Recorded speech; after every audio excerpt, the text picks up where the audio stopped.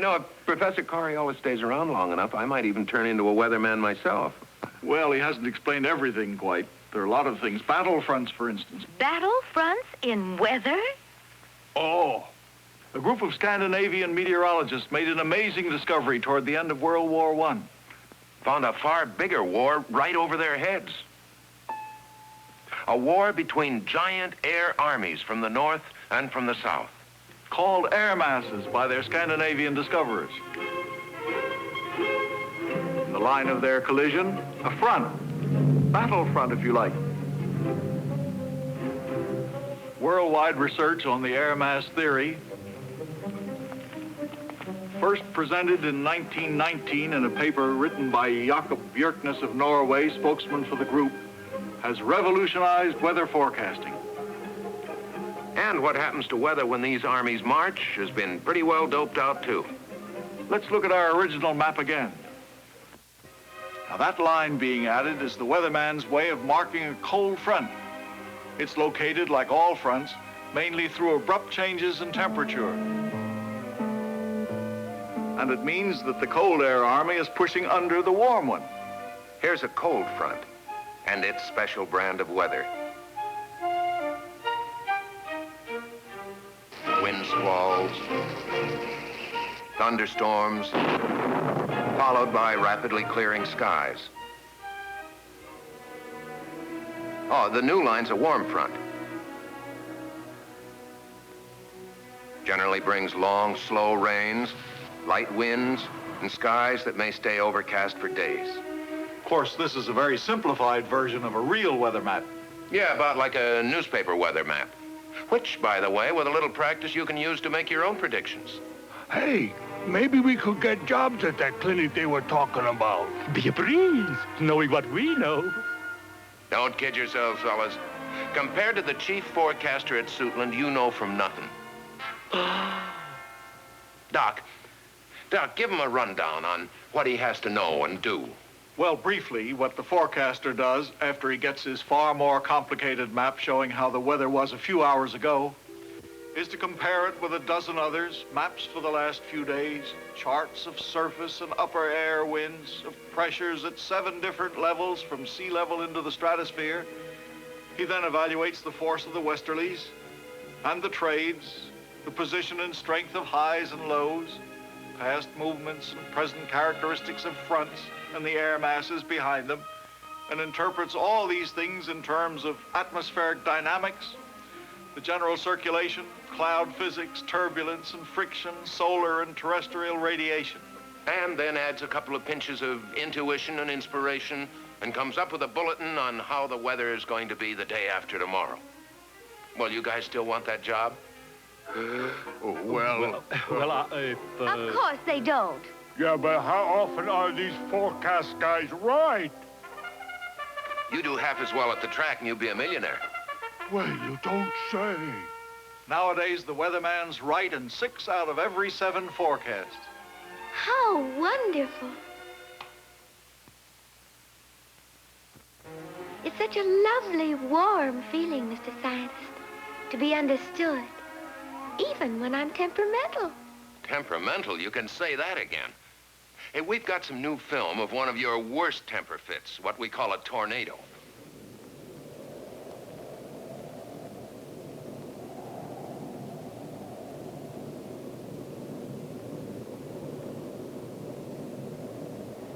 When one of these strange aerial monsters goes on the prowl, nothing above ground is safe.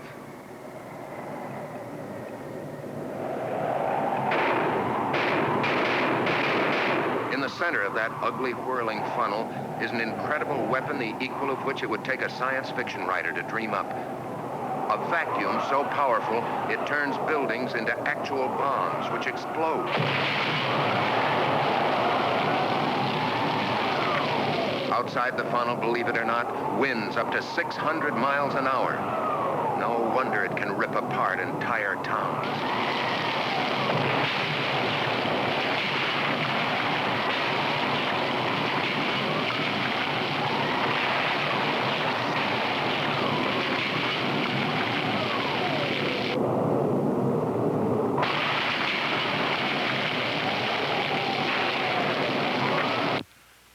Each year, tornadoes, which have appeared in every state, take scores of lives and damage millions of dollars worth of property.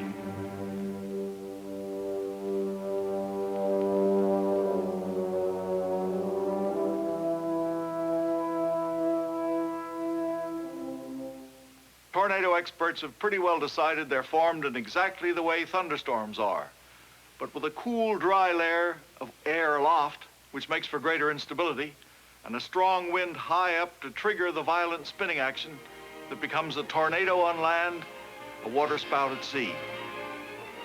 And out of the how of these whirling dervishes are coming the answers to the multi-million-dollar questions, where and when. Weathermen are at least making a start at tornado prediction. And maybe the answers aren't too far away. These meteorologists don't just guess. They know quite a lot about the behavior of tornadoes and their paths. Fascinating. Oh, and wait till you hear what they've done about your all-out 2-week tantrums. The most dreaded of the world's storms, the hurricane. Jim, the world map. Now here are the main hurricane paths of the world. Notice how they all begin within 15 degrees of the equator. Hey, I never realized that before. How come? Well, nobody really knows. In fact, nobody really knows how hurricanes are born or why they become so intense. In general, they start in regions where widespread easterly trade winds develop waves. And occasionally, one of these waves turns into a spinning vortex. And the inflow into the center produces heavy rain, which releases energy, causes the air to spin faster and faster as it nears center, just as an ice skater spins faster when she draws her arms in toward her center. A young hurricane born, well, let's say off Barbados in the West Indies, and in late summer or fall, peak hurricane season, first drifts northwest at about 10 miles an hour, even though its own winds are circling around its center at 50 or 60 miles an hour. And it's about this time on the second or third day that as rugged a group of weathermen as you'll find anywhere comes into the picture. The hurricane hunters from Kinley Air Force Base, Bermuda.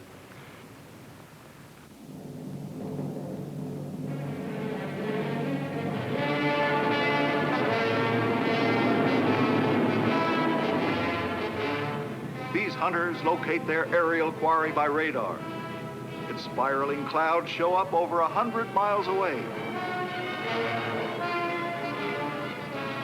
Then they fly around it to see how big it is and where it's headed.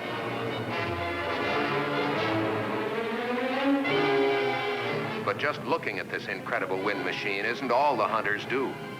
Believe it or not, to find out how strong it is, here they go, right into the middle of it.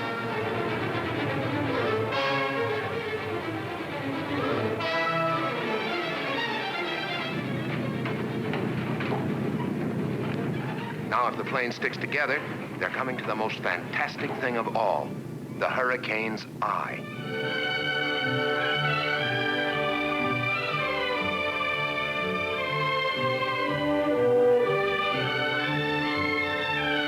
In the center of every hurricane is this mysterious eye, ranging from 5 to 40 miles in diameter, where the air is calm and the sky, as often as not, a cloudless blue. No trouble for airplanes here. Seabirds sometimes fly in the eye for hours to avoid the encircling winds. Now, while the hurricane hunters are making the first of many reports on our particular storm, let's go to receiving headquarters, the Joint Warning Center at Miami. Here, Air Force, Navy, Weather Bureau hurricane specialists plot the path of this oncoming giant. Navy weather planes have been called in on the chase. Coastal radars from the tip of Florida to New Jersey are all keeping watch. And by now, Maggie is front page news. Maggie? Don't look at us. That's the Weather Bureau's idea, giving hurricanes girls' names. How clever. Perhaps you'll name one after me someday, Mr. Scientist. Let's just stick with Maggie, huh? Only 6 days old, but practically full-fledged now. Winds up to 100 miles an hour over an area 200 miles in diameter and getting dangerously close to land. What's going to happen? Will she swing northeast, caught by the prevailing westerlies, as most hurricanes do? Or will she hit land, as an average of about 2 a year do? And if so, where and when? Tough questions. Because if a hurricane warning goes on the air, whole communities are thrown into complete but controlled turmoil. Barricades go up, schools close. And then if the hurricane veers off... We are interrupting this program for a special bulletin. The Weather Bureau has announced the hurricane due to hit today has changed direction. Hurricane warnings for this area have been canceled. However, small craft warnings... Everybody's mad at the weatherman. But if a warning is not broadcast and the hurricane does hit, hundreds of lives and millions of dollars can be lost. Tough questions indeed, and time's running out. Every last-minute factor is weighed. The decision is reached. Hurricane warning. Minor Weather Bureau advisory number 14. Hoist hurricane warning, 5 p.m. Eastern Standard Time. Hoist northeast storm warnings and maintain a hurricane watch.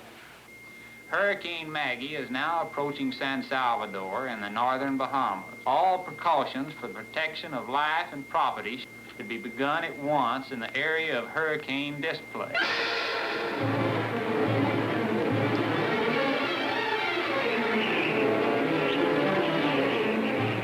And Maggie's well worth a warning. Here's where she hit land.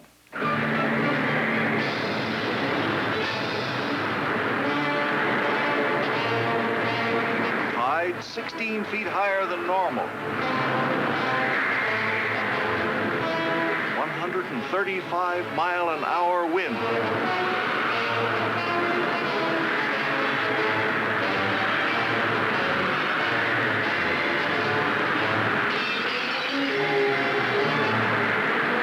More energy being released every second than from a dozen atom bombs, which gives Maggie a terrific punch. Power systems are knocked out.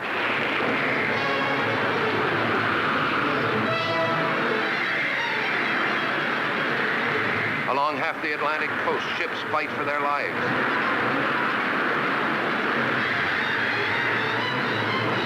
Streets flooded with tons of rain.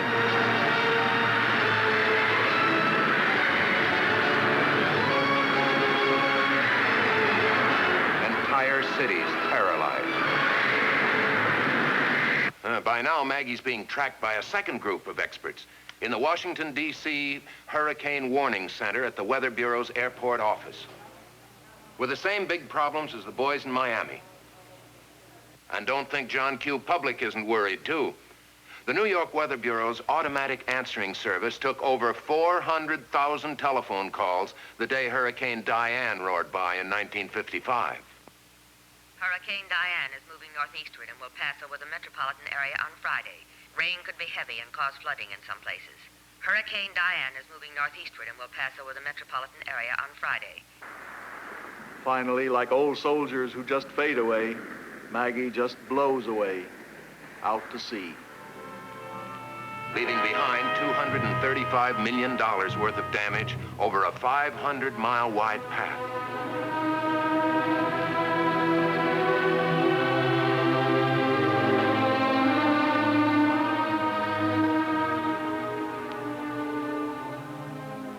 But only scattered casualties, thanks to the weatherman's warning.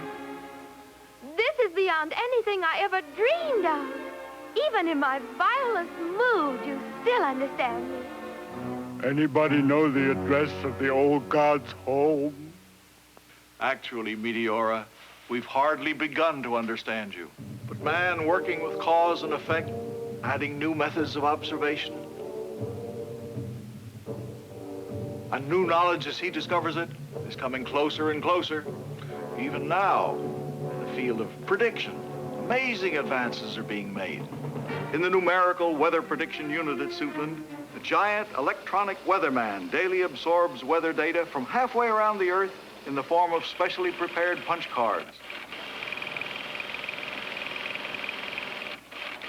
And in 2 hours, using complicated hydrodynamic equations that would take a human forecaster a lifetime to solve, comes up with prognostic charts. which, believe it or not, it draws itself.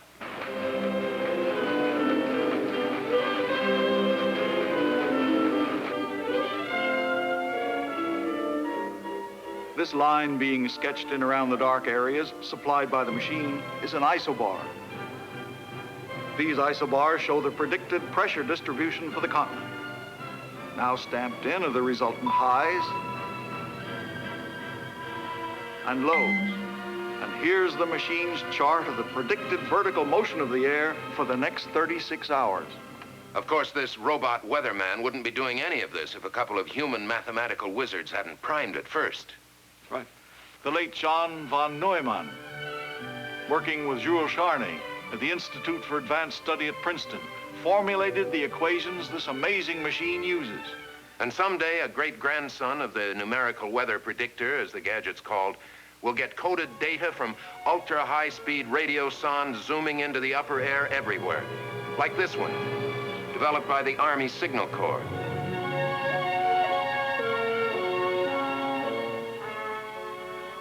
And from a global chain of automatic weather stations being put into operation by the Weather Bureau.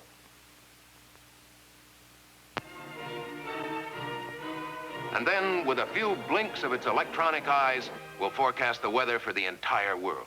That's a rather distant goal. But even now, the electronic charts are at least as accurate as those made by human forecasters. Say, speaking of human prediction, what about the extended forecast section at Suitland? The charts these long-range seers draw under the direction of the Weather Bureau's Jerome Namias show something hard to believe. The average temperatures and rain and snow you can expect anywhere in the northern hemisphere for the next 5 and the next 30 days.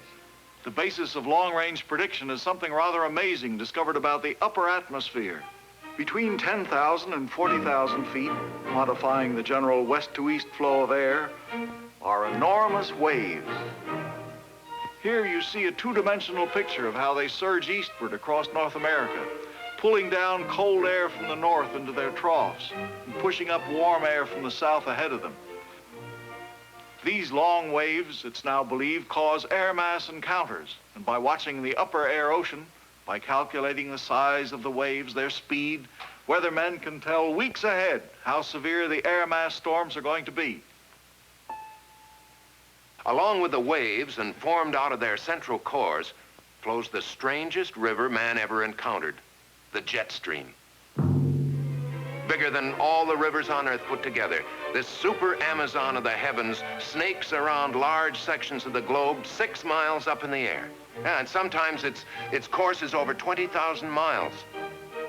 And its top speed, well, nobody really knows, but it's been clocked several times at close to 300 miles an hour. Actually, the jet stream rarely exceeds 150 miles an hour, but its speed varies considerably, as does its course, which may move hundreds of miles north or south in a day. The first to discover this aerial torrent were the lumbering B-29s of World War II, which sometimes found themselves mysteriously slowed down to a crawl on high-altitude raids over Japan. But now, for hitchhiking flyers, the jet's money in the bank. Greater speeds, bigger payloads, non-stop flights between such places as Tokyo and Honolulu. Now, Meteora, maybe Doc Research doesn't quite understand you yet, but he's getting there fast. I'm glad. I adore this, all you've done about me. But there's one question.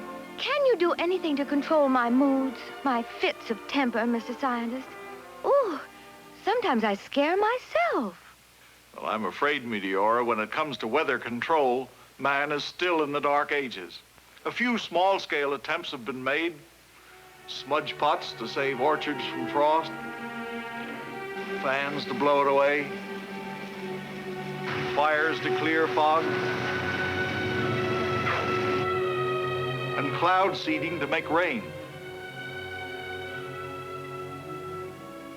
Well, that's not bad for a start. But it's only a start.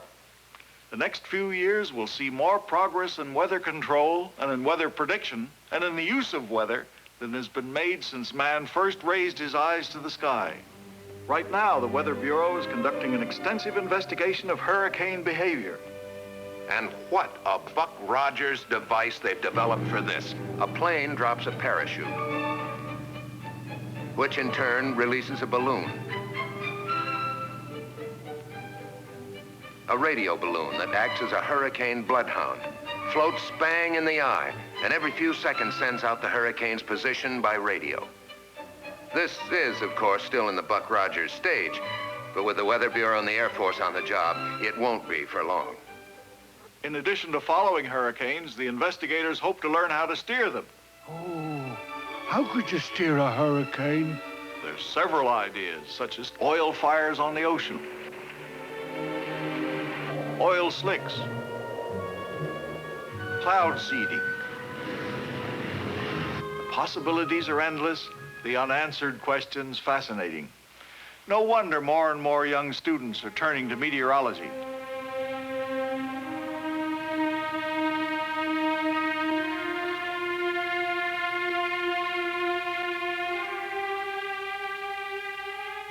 And from these future weather wizards will come the answers to such questions as, do sunspots affect weather, changing it in 23-year cycles, as some scientists maintain, or in 88-year cycles, or even longer?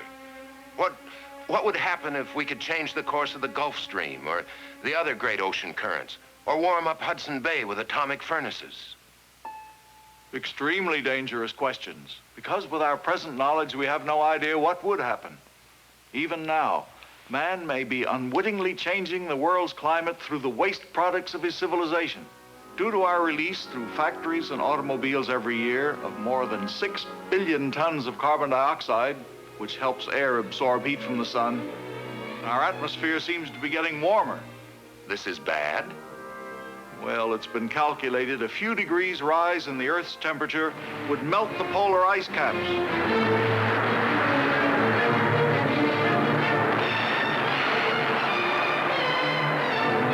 And if this happens, an inland sea would fill a good portion of the Mississippi Valley. Tourists in glass-bottomed boats would be viewing the drowned towers of Miami through 150 feet of tropical water. For in weather, we're not only dealing with forces of a far greater variety than even the atomic physicist encounters, but with life itself. Without air and water, which are weather, Meteora! man would never have appeared on this small planet Earth. There would be no sky, no ocean, no fields, no forests. Nothing but barren rock revolving in an airless void. If the questions are there, because they are there, man will answer them. For of all his creatures, God has given only man the curiosity to ask why, and the spirit to find out why, and the reasoning power to understand why. It's an old problem, very old indeed. In the book of Job, we find these words. Hath the rain a father? Or who hath begotten the drops of dew? Old questions, yes, but asked because God knew that one day man would eventually resolve them, not for conquest, but so that he could live hand in hand with nature. I wish I'd known centuries ago how you felt about me. Hand in hand. Yes, that would be nice. Mrs. Ines, would you... A woman could never ask this, but certainly a goddess can. Would you marry me? Meteora, the fact is I am married. Hey, Doc. Yes? You said it couldn't storm tonight, didn't you? Yes, I did.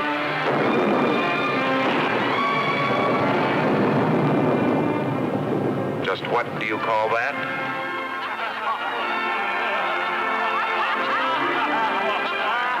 Doc, I think your isobars have slipped.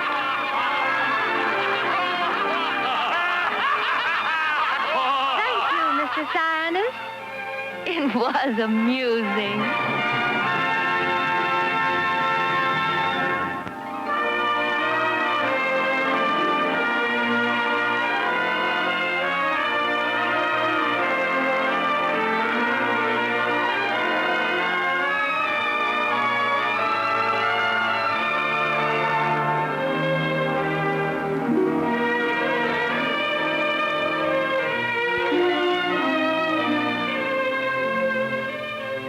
Bell Telephone System takes pride in bringing you this program and its series of shows on science. We acknowledge our gratitude to the distinguished Board of Advisors covering the broad range of modern science. Biology and genetics, medicine, bacteriology and botany, chemistry, geophysics, physics, anthropology, mathematics, engineering. For the program you have just seen, our thanks to the special advisors who have suggested and checked the scientific material. The Bell Telephone System is indebted to all these men and to many institutions for the generous support they've given this venture in public education through entertainment.